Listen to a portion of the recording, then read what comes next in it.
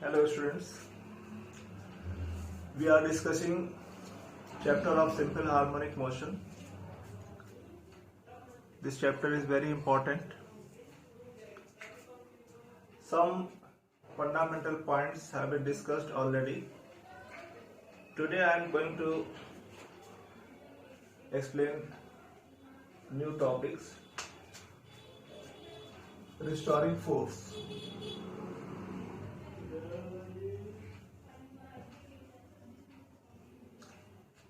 You know that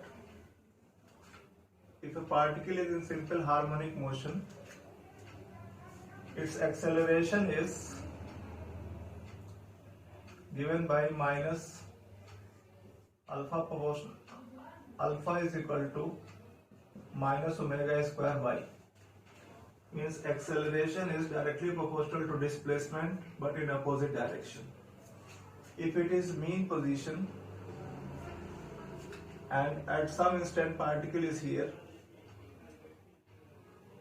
so this is displacement from mean position and direction of acceleration is opposite to displacement, so direction of acceleration is towards mean position. And if particle is experiencing acceleration, obviously particle is experiencing some force, so direction of force is also towards mean position. Force is equal to mass into acceleration, so it is m omega square y. So this force is always directed towards mean position, means force is trying to bring the particle to mean position. That is why this force is called restoring force.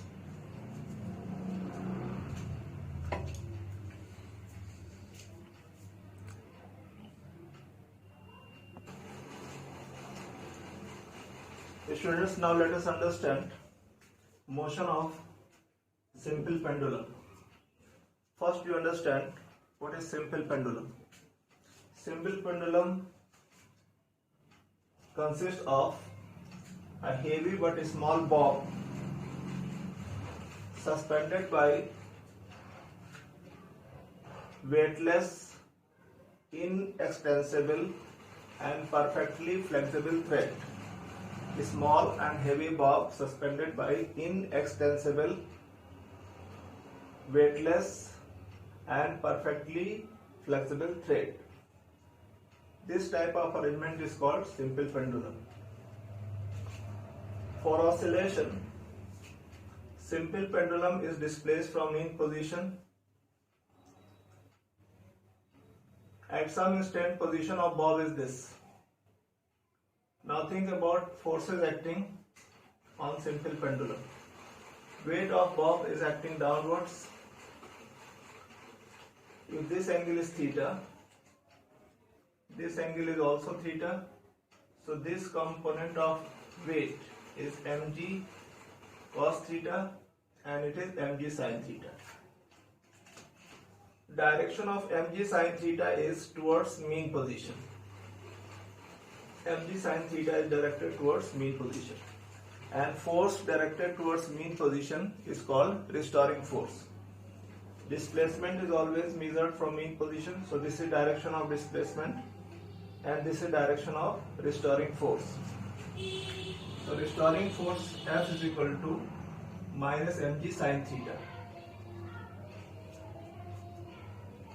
You might be knowing, I have already explained, that if theta is too small, that is theta tends to 0, and it is measured in radians. Keep in mind, if theta is very small and measured in radian, then sin theta tends to theta.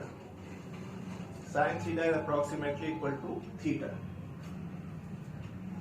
So suppose displacement is very small, so in place of sin theta we can write theta.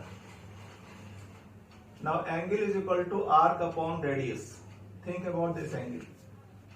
Theta is equal to arc y and radius is L. L is called effective length. and effective length is always taken from center of gravity. Center of gravity to point of suspension. So theta is equal to y by L.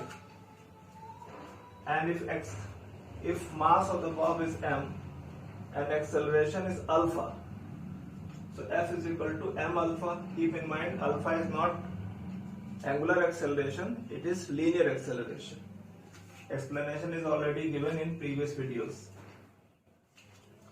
So F is kept here, theta is kept here. Solving, we get alpha is equal to minus g by L into y. For given position or for given location, g is a constant, and for given pendulum, length is also constant, so g by L is a constant. If g by L is a constant, acceleration is directly proportional to minus y, which is condition of simple harmonic motion. Means if a simple pendulum is oscillating at very small angle, keep in mind this angle should be less than 10 degree. So if simple pendulum is oscillating with a small angle, then alpha is directly proportional to minus y, which is condition of simple harmonic motion. So simple pendulum is executing simple harmonic motion. In the standard equation, alpha is equal to minus omega square y. You recall your memory when we were deriving expression for acceleration, alpha is equal to minus omega square y, means this value is equivalent to omega square. So comparing this equation with the standard, we can write omega square is equal to g by L. So omega is equal to under root g by L, and you know that omega is equal to 2 pi by t. So t is equal to 2 pi under root L by g.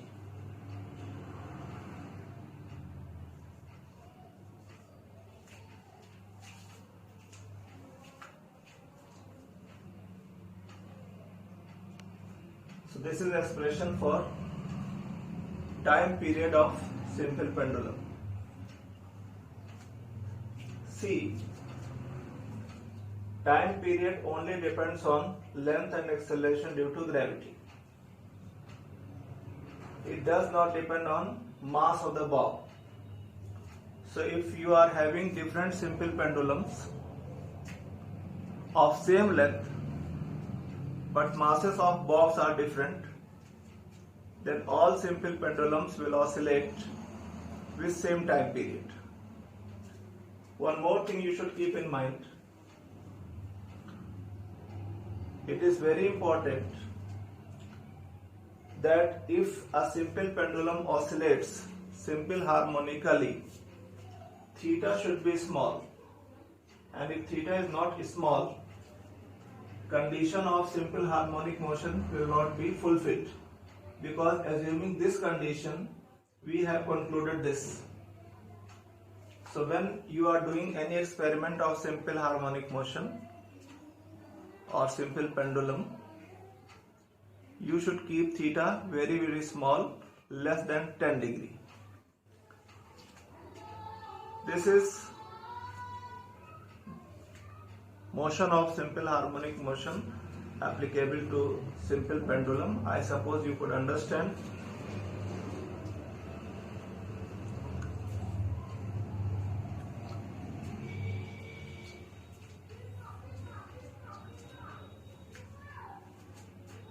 Thank you, students, for paying attention.